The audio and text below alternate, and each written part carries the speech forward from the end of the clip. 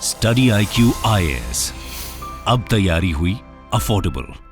नमस्कार दोस्तों, जैसा कि आपको पता होगा बैरोमीटर ये एयर प्रेशर को मेजर करने का काम करता है, लेकिन यहां पर आज हम बात करेंगे गुड्स ट्रेड बैरोमीटर के बारे में। मतलब कि विश्व भर में जो गुड्स की ट्रेडिंग होती है एक दूसरे से दूसरे देश, इंपोर्ट और एक्सपोर्ट की जो बात होती है, उसका जो बैरोमीटर है, उसका जो मेजरमेंट है, वो WTO के द्वारा रिलीज किया जाता है, वर्ल्ड ट्रेड ऑर्गेनाइजेशन। और यहां पर आप खबर देख सकते हो, WTO goods trade barometer sinks below trend as import demand weakens. और इसका डायरेक्ट असर आपको भारत के ऊपर देखने को मिलेगा। तो इसको डिटेल से समझेंगे कि एग्जैक्टली हुआ क्या है, WTO क्या कह रहा है इसके अंदर, और भारत पर इसका क्यों नेगेटिव इंपैक्ट आने वाला है। काफी कुछ जानने को है, चलिए आगे बढ़ते हैं। लेकिन उसके ऊपर ध्यान रखिएगा, यहां पर यूपीएससी की तैयारी अगर आप कर रहे हैं दोस्तों, तो आपके पास एक अच्छा मौका है, क्योंकि जो पूरा यूपीएससी का प्रिपरेशन है, जो फाउंडेशन बैच है दोस्तों, उसके अंदर एडमिशन लेने की आखिरी डेट है 10 दिसंबर।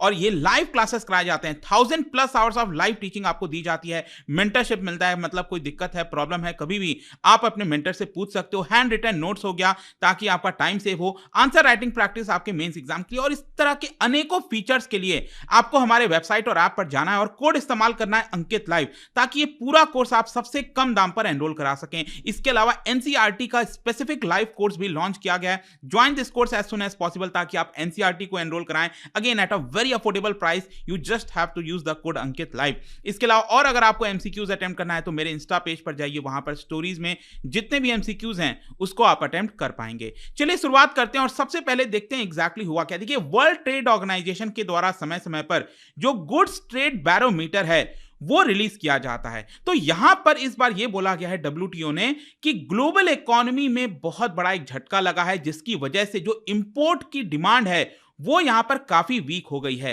ध्यान रखिएगा, हम इंपोर्ट की बात कर रहे हैं। जैसे कि मान लो भारत कई सारे गुड्स को अगर एक्सपोर्ट करता है बाहर के देशों में, चाहे चाइना है, यूएस है, हम कई सारी चीजें मंगाते भी हैं, इंपोर्ट कराते हैं, लेकिन भारत भी अब बड़ी मात्रा में एक्सपोर्ट करने लग गया है। लेकिन अगर चाइना के अंदर, यूएस के अंदर, यूरोप के अंदर डिमांड कम होगा तो हम एक्सपोर्ट नहीं कर पाएंगे। और यही यहां पर चिंता की बात है, क्योंकि 2022 के एंड आते आते यहां पर डिमांड काफी कम हो गई और 2023 में भी जो डिमांड है वो कम रहने की आशंका है। यहां पर इनफैक्ट अगर मैं आपको बैरोमीटर के बारे में थोड़ा सा डिटेल से बताऊं, तो ये आप देख सकते हो, बैरोमीटर बेसिकली रियल टाइम जो इंफॉर्मेशन होता है, वर्ल्ड ट्रेड किस दिशा में जा रहा है, क्या वर्ल्ड ट्रेड में तेजी हो रही है, गुड्स के ट्रेड में तेजी हो रही है दुनिया भर में, या फिर गिरावट आ रही है, उसका रियल टाइम इंफॉर्मेशन देता है। जैसे कि आप ये देख सकते हो, ये बैरोमीटर है, यहां पर जब 100 के ऊपर वैल्यू रहती है तो उसको अबव ट्रेंड कहते हैं, 100 पे रहता है तो ये आप देख सकते हो, और यहां पर 100 के नीचे है तो इसको कहा जाता है बिलो ट्रेंड।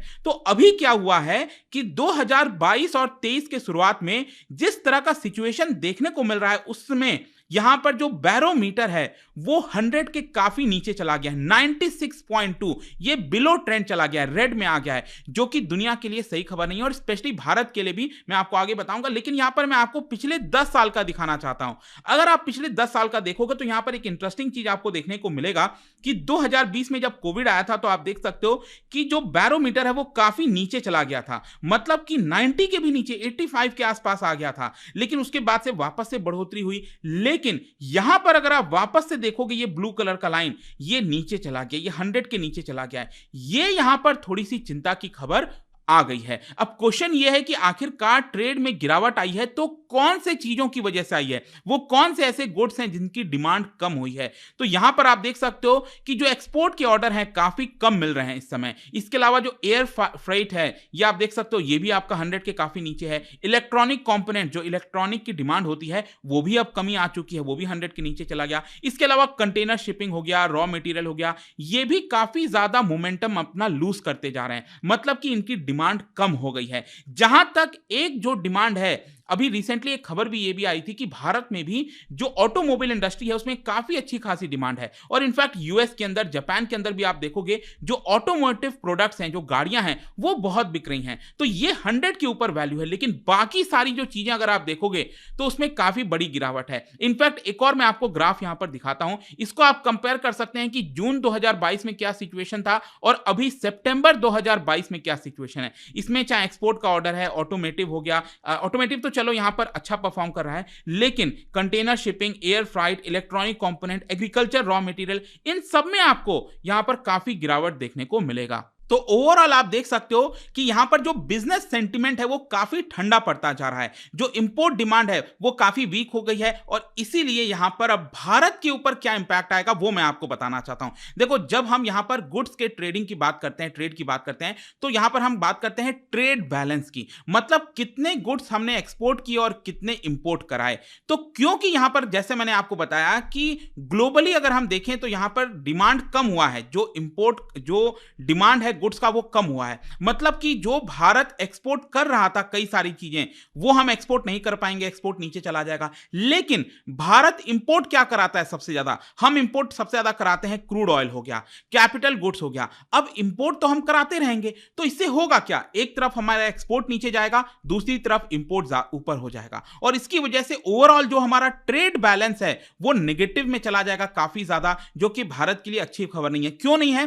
क्योंकि आप समझिए, जब हमारा ट्रेड डेफिसिट होता है तो हमारा डॉलर बाहर जा रहा है। ऑलरेडी आपने देखा होगा कि रिसेंटली जिस तरह का रशिया यूक्रेन का वॉर इन्वेजन हुआ, उसके बाद से हमारा जो फॉरेक्स रिजर्व है वो काफी नीचे चला गया। 642 बिलियन डॉलर से ये हमारा 550 बिलियन डॉलर के नीचे चला गया था, इनफैक्ट 525 बिलियन डॉलर तक आ गया था। अभी थोड़ा बहुत इंप्रूवमेंट हुआ है। तो यहां पर मतलब क्या है कि फॉरेक्स रिजर्व में फर्दर गिरावट हो सकती है अगर हमारा एक्सपोर्ट यहां पर कम हुआ। और बताया जा रहा है कि जो करंट अकाउंट ट्रेड डेफिसिट है, जिसमें गुड्स वगैरह का इंपोर्ट एक्सपोर्ट का हम शामिल करते हैं, ये रहने वाला है करीब 3% of our GDP, which is huge. क्योंकि ये लगभग पहले हमारा 1.5% 2% ऑफ जीडीपी रहता था, ये 3% ऑफ जीडीपी चला जाएगा 2022-23 में। ये कहीं ना कहीं अच्छी खबर नहीं है भारत के लिए। और फॉरेन एक्सचेंज रिजर्व, जैसा मैंने आपको बताया, ऑलरेडी 100 बिलियन डॉलर अपने पीक से नीचे आ चुका है। अब क्वेश्चन यह है कि ये स्लोडाउन का भारत के लिए क्या मतलब है, भारत इसको किस तरह से देखता है। देखो, India is not an export led economy, हम एक्सपोर्ट लेड इकोनॉमी नहीं है, हम बहुत ज्यादा एक्सपोर्ट नहीं करते हैं, लेकिन जितना भी एक्सपोर्ट करते हैं अगर उसमें वापस से और गिरावट आती है तो ये तो प्रॉब्लम की बात है। तो यहां पर आप देख सकते हो कि हमारा जितना भी एक्सपोर्ट होता है, मतलब अगर हम उसको जीडीपी के टर्म्स में देखें, मतलब जो हमारी जीडीपी है, ग्रॉस डोमेस्टिक प्रोडक्ट। अब जीडीपी आपको पता है कि जितना भी गुड्स प्रोड्यूस होता है, सर्विसेज प्रोड्यूस होते हैं, उसकी मॉनेटरी वैल्यू को हम जीडीपी कहते हैं, राइट। तो यहां पर जीडीपी में अगर हम एक्सपोर्ट की भागीदारी देखें तो इट इज मोर देन 20%। तो इससे क्या मतलब है कि हमारा एक्सपोर्ट कम होगा।